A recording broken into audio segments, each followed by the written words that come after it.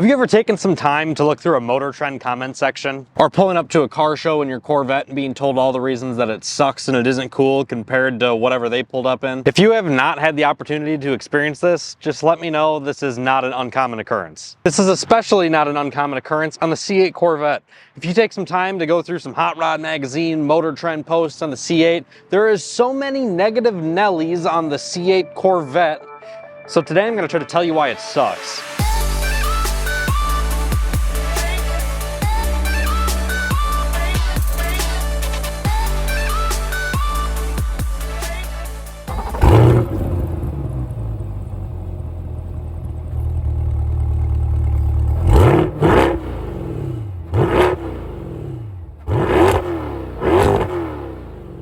Worst looking Corvette ever, by far. So bad. I would rather have a C6 or C7. Shouldn't even be named Corvette. This thing ugly. Proof that newer is not better. Really hate this car. I'm sorry, but this is ugly. It's just Chevy trying to be like Acura. As you can see, there's a lot of people that have a lot of negative things to say about the old C8, and well, I quite honestly don't agree with any of them at all. I think the C8 looks absolutely amazing. It is an absolutely gorgeous sports car, and Chevy did a fantastic job having this vehicle look the way it does at the price point that it is built at. And something that I do find quite interesting and what's kind of fun is over the years, the Corvette has never been known for the best build quality in the world. The C8 steps that up a notch. Every single panel gap on this thing is absolute perfection.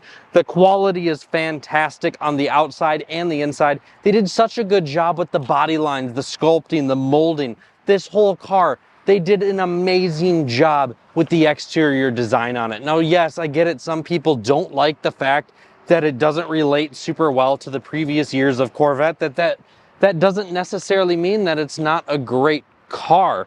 Yes, it isn't a front engine, rear wheel drive, manual transmission muscle car, but it had to get to the next tier. And we'll talk about that with the next series of hate comments. And the next series of hate comments are just a lot of purists saying this is not a real Corvette because the engine is no longer in the front. The nose looks stubby. It looks disproportionate. It's trying to be something it's not. That's not true at all. Ultimately, the reason that this car exists is because of a man named Zora. Zora, a lot of people called him the father of the Corvette, and he actually wanted the Corvette to be a mid-engine supercar, and Chevy tried to do this back in the day. They did actually make a pre-production unit still sitting in the Corvette Museum to this day. However, Chevy was just nervous to ever launch this car. There was so much money that had to be put behind it. They were worried nobody would buy it. It was going to cost so much, so it never came to fulfill Zora's dream of there being a mid-engine Corvette.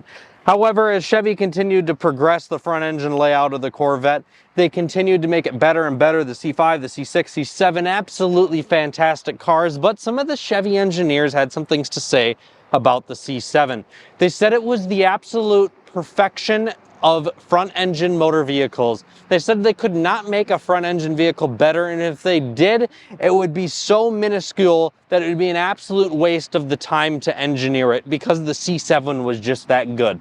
To raise the bar in performance, to reach the next level, what Chevy had to do was move the engine from the front to the back. And because Chevy did this, there were so many advantages. There's some comments of people complaining about how stubby the nose of the C8 is. Well, when it comes to a driving aspect, just look at this for an example. The front wheel is sitting about right here. This is the center of the front wheel. The steering wheel is right here. That's about 2.5 to 3 feet of distance between you and the front axle of this car. You are on top of the front of this car. You have amazing engagement. You can feel everything. You are on top of everything the front of this car goes over. You're not waiting for it to happen like in a front engine car. In the back, all of the weight that powers this rear-wheel drive car is sitting right on top of that rear axle, making this 0 to 60 time and quarter-mile time similar of the previous generation Z06 model in just the base Stingray. It may not share much heritage with the previous generations of Corvette, but it didn't need to. It needed to compete with another echelon of cars. It needed to compete with the McLarens. It needed to compete with the Lamborghinis, the Acura NSXs, the 911 like it's always been competing with. And to do so, the engine had to move, the design language had to change, it had to become a whole new car, and this is what the father of the Corvette always wanted to begin with. They had an interior design team. Push button transmission are the absolute worst too. This interior is an April Fool's joke bad, weeping for GM. Hashtag sad. LMAO, what is that center console storage area? Ridiculous. Never-ending column of buttons. Who designed that? Ridiculous. The C8's interior absolutely blows the previous generations out of the park, and let me tell you why. Terrible. That steering wheel blocks the screen. Well, actually, the Josh Douglas, this steering wheel was designed specifically so that you had the most legroom as possible, were able to see the screen as well as possible, and had the most exterior visibility as possible, while still having a great feel and amazing feedback. This is actually one of my favorite steering wheels ever fitted to a car. This square design makes there be, I mean, that's a substantial amount of legroom for supercar territory, and I mean, the visibility is phenomenal. No matter where you are looking, they absolutely nailed the square steering wheel. Oh, and by the way, this is not the same infotainment screen that you're going to find in a Chevy Sonic. Over the years, the Corvette's interior has continued to get more driver-oriented, and with the C8, there's absolutely no doubt about it. It feels like you're the only one that's even supposed to be in here. I will admit, as a passenger, the C8 feels really weird. This whole thing just completely blocks you off from the driver, and it feels like you're not even supposed to be here. You have one handle over here, nowhere to put your arm on this side because the start of this column gets in your way. As a passenger, it just feels off. As a driver, on the other hand, this is probably one of the most driver-oriented cockpits of all time. It feels like I'm behind the wheel of a fighter jet. First of all, the visibility in this thing is extremely impressive. The way that the windshield works, the digital rear view mirror was an absolutely brilliant idea.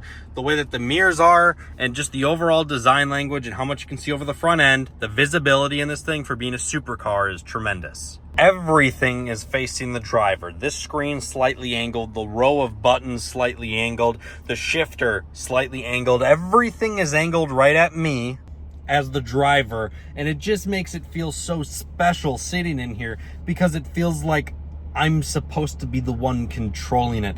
Nothing's like away from me. I don't have to reach for anything. It's all facing towards me as the driver, which makes it very unique feeling. A lot of people don't like the shifter, but I'll be honest, like, what else are you supposed to do? And I like this, don't get me wrong. I think it's cool. So it's like fun the way that you put it in drive and park and all that stuff, the way you like pull the levers. I think that's really unique, and it's a cool design, and it's got cool dimension to it. Like, but what else do you want to do? Do you want to put it in drive like this? Do you want a big knob here to slide back? Did you want this to be your dial to put it in drive? Because that's how you change your drive modes on the C8. Like, what exactly were you expecting to happen as like to put it into drive? Like what was expected? And also, that is so unbelievably cool. Oh, and hey, Lamborghini, what do you think of my cup holders and center console storage and wireless phone charger? A lot of people don't know what all the buttons are for, and I'll tell you what, they're all for climate control, and it's absolutely brilliant. I'll tell you what, it takes a little bit to get used to where all the buttons are laid out because they're obviously just in one big long line. But what I really like about it is I hate with a passion climate control that is done through digital screen. It's super annoying, it's laggy. You just want to cool off and your screen's lagging because the car is also hot and you're just trying to cool everything down.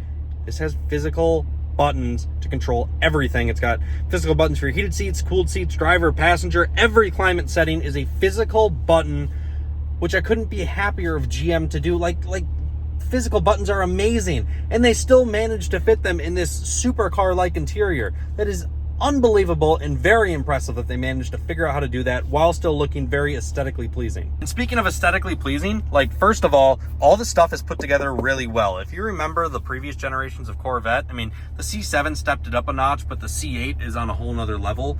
And adding all this dimension to the dash, like, I mean, how unbelievably cool All of this dimension just makes it feel like such a special interior. All of the design that they put on here, not just making it one big flat panel of plastic, like even on these low trim cars to keep the cost down, not using these high-end materials, using this dimension makes it feel like, I don't know. It makes it feel very high-end. It makes it feel special. It makes it feel unique. It doesn't make it feel so cheap.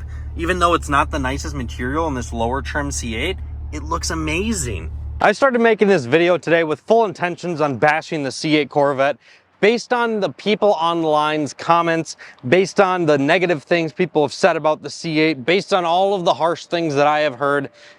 Yet, whenever you actually sit behind the wheel of one, hit that start button, flip that knob up into drive that people hate so much, and you actually push this car to its limit, you become to realize that there is absolutely not a single car in the world that you can buy brand new that has the looks of a high-end supercar, that has the sound of a pushrod V8, that can shift the way a dual clutch can like a 911.